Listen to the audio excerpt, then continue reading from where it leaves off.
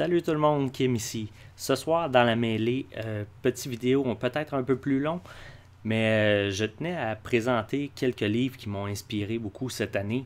Ce sont des livres qui parlent de jeux de rôle, mais qui ne sont pas nécessairement des livres de jeux de rôle. J'ai été inspiré à faire cette vidéo-là en voyant celui de WASD20, qui est un YouTuber américain qui je vous invite à aller voir. Et a parlé de certains livres que j'ai et j'ai eu envie de faire part. C'est peut-être un peu ironique, c'est une vidéo en français qui va parler de livres en anglais, mais tout le monde qui baigne dans cette industrie-là va peut-être être d'accord avec moi que souvent c'est plus facile de trouver en anglais. Donc, si vous ne comprenez pas l'anglais, too bad. Mais sinon, je vous propose quelques bons livres qui pourraient vous intéresser. Premièrement, ce petit bijou, Of Dice and Men, de David M. Ewalt. Ce livre se veut un peu une biographie du jeu de rôle, principalement de Donjons Dragons, et en même temps une autobiographie de l'auteur. De la façon que c'est fait, c'est comme écrit en 3 volets qui se mélangent un peu partout dans le livre. On va avoir justement une partie biographie de l'auteur qui va nous présenter son parcours, si on veut, dans le jeu.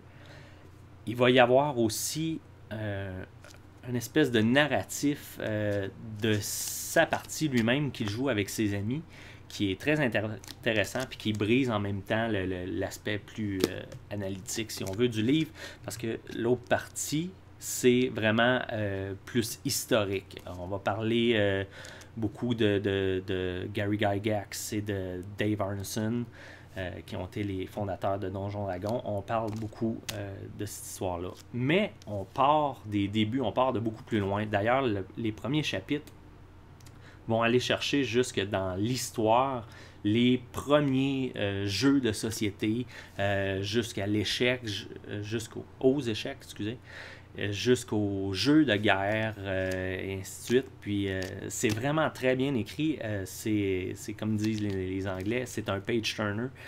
Ça se lit pratiquement comme un roman, justement parce que c'est coupé, ça saute d'un style à l'autre. Et vraiment un excellent bouquin. Et on en apprend beaucoup sur le hobby.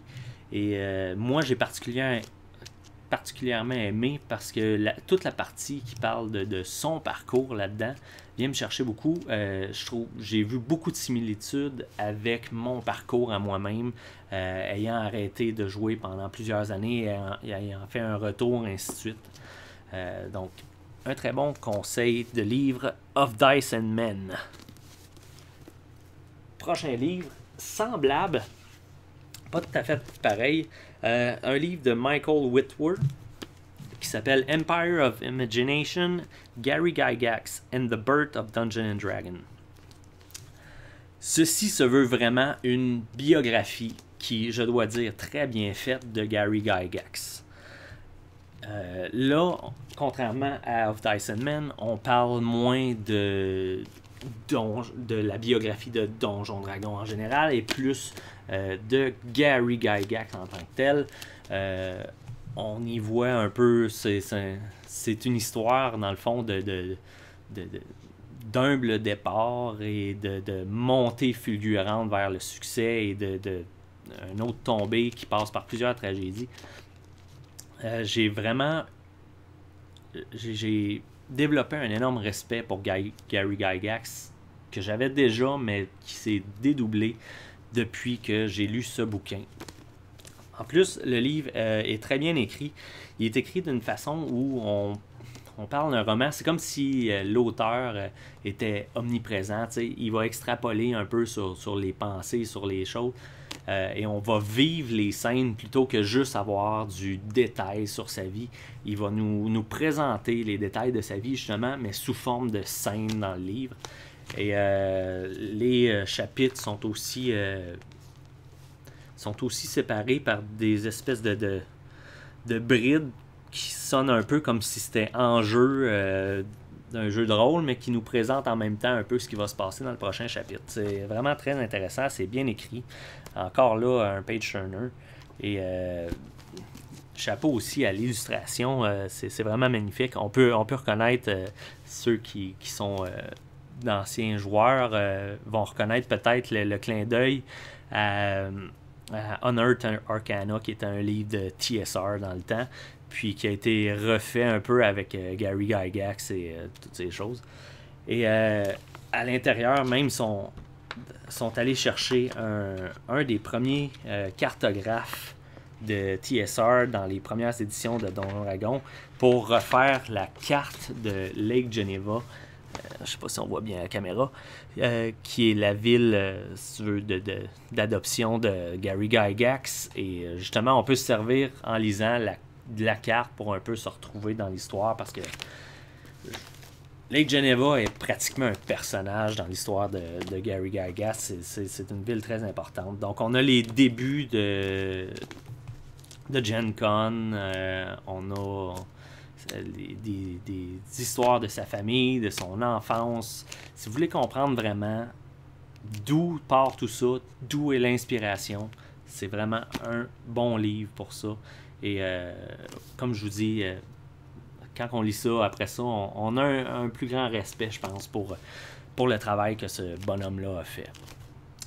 Donc, Empire of Imagination de Michael Woodward. Prochain livre, beaucoup plus léger. C'est un livre, en fait, que j'avais acheté pour ma conjointe qui essayait de comprendre un peu cet univers-là.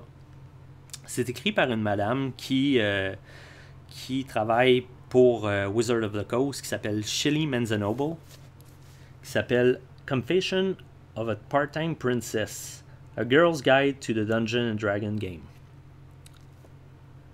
Je dois l'avouer, c'est un livre plein de roses et tout, et j'ai fini par le lire, et j'ai bien aimé.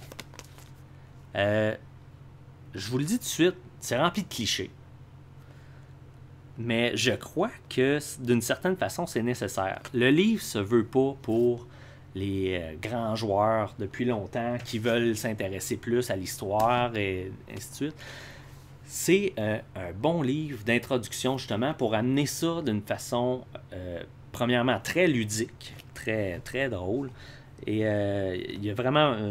je trouve qu'il y a une bonne humour, il y a un sarcasme là-dedans qui est intéressant. Puis en plus, c'est amené d'un point de vue féminin, ce qu'on ne voit pas souvent. Mais justement, ça va aller dans les clichés, question de les briser tant qu'à moi. Donc j'ai bien aimé ça. C'est un guide qui montre un peu comment briser la glace avec ce jeu-là, qui montre un peu comment le jouer. De ce que j'ai lu, ça a l'air d'être basé beaucoup sur 4e édition, mais ça, c'est plus ou moins important. Mais ça montre un peu comment le jouer, mais de façon plus abstraite, plus justement cocasse. Et il y a beaucoup de parallèles avec la vie, le quotidien, ainsi de suite. Vraiment très intéressant. Puis c'est écrit un peu comme des colonnes, si tu veux, des articles de magazines féminins. Donc, pour les filles, justement, qui ne connaissent pas nécessairement ça, pour les gars comme moi, qui veulent faire connaître ça à leur conjointe, ou ainsi de suite. J'ai trouvé ça très intéressant, et je crois que j'ai tombé plus dans le livre même que ma conjointe. J'ai trouvé ça bien drôle. Il y a toutes sortes de petites images comme ça, il y a des quiz, ainsi de suite. Vraiment plein de petites choses intéressantes. Donc, un petit livre à conseiller. Le dernier que je vous propose, tout autre ordre, en plus d'être de bien aimer les jeux de rôle, j'aime beaucoup le dessin, et j'ai toujours eu une fascination pour dessiner les maps. J'ai cherché beaucoup sur Internet et ainsi de suite, des ressources et ainsi de suite, pour améliorer un peu mon dessin de map. Et j'ai je suis tombé sur ce livre-là. How to Draw Fantasy Art and RPG Maps par Jared Blando. C'est vraiment un guide étape par étape de comment décider, comment commencer, quel matériel utiliser et plusieurs techniques de dessin et surtout une façon de structurer par où commencer, quelle étape faire en premier, ainsi de suite. Et plusieurs techniques de dessin. Puis le artwork, les images dans ce livre-là sont d'une qualité assez exceptionnelle, très inspirant. Et je peux dire que depuis ce livre-là, la qualité de mes maps a beaucoup augmenté. Et juste le lire, premièrement, je m'attendais à avoir vraiment un guide. Ben, c'est un guide, mais c'est quand même assez bien écrit que je l'ai lu comme pas comme un roman, mais presque. Je veux dire, je le lisais page par page sans pas juste aller chercher les références, mais ça se lit vraiment très bien de A à Z. Donc, un très bon livre et je vais en profiter justement pour vous montrer, suite à ce livre-là, la map que j'ai fait pour ma campagne que je joue présentement, You Don't Kill the Canaries. C'est un work in progress, comme on dit, c'est pas terminé. Mais justement, avec, je sais pas si on voit très bien là, mais avec ce livre-là, on peut arriver à faire ce genre de map pour nos jeux, en suivant étape par étape. Donc, c'était quelques livres qui m'ont inspiré cette année et que je voulais partager. Bien entendu, il y en a plusieurs autres et j'en ai plusieurs dans mon panier Amazon en cours. Et je vous en présenterai d'autres dans le futur, mais présentement, c'est ceux-là que j'avais. Donc, je mettrai peut-être les liens justement dans la description du vidéo pour pouvoir vous les procurer ou juste trouver de l'information sur ces livres-là. Donc, j'espère que ça vous a plu et bon jeu!